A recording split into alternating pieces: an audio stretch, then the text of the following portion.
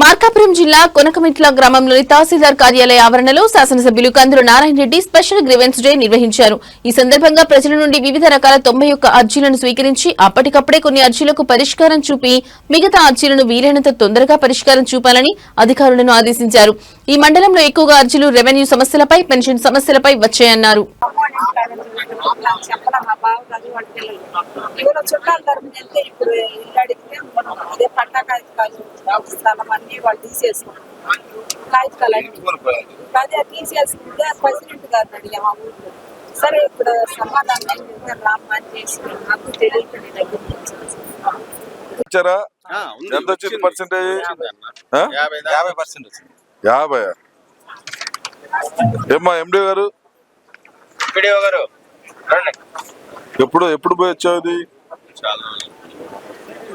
ఇప్పుడు లేటెస్ట్ పోవాలి కదా. ఇప్పుడు పాపము పక్షవాతం ఉంది, 50% ఉంది. అంటే ఎంత వస్తుంది?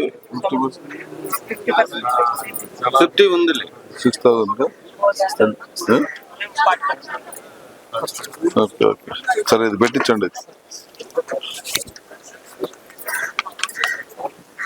ఇప్పుడు మామూలుగా వీళ్ళ మార్చొచ్చు కదా.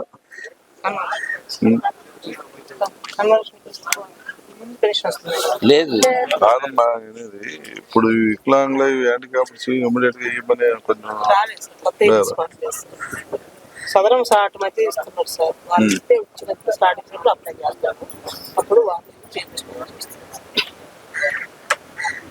అసైన్మెంట్ ల్యాండ్లు కానీ పోతే అగ్రిమెంట్ల మీద ఉన్నటువంటివి ఇటువంటి అన్ని కూడా గతంలో ప్రభుత్వం ఆఫ్ చేసింది, చేయొద్దని.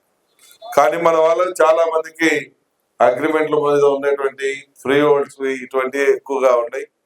దానివల్ల అన్ని చేయడం. కాకపోతే ఇటీవల ప్రభుత్వం కొంత రిలాక్సేషన్ ఇచ్చింది. వాటిల్లో కూడా మీకు ఎంతవరకు చేయగలుగుతామో అంతవరకు ఇప్పుడు చేయటం జరుగుతుంది.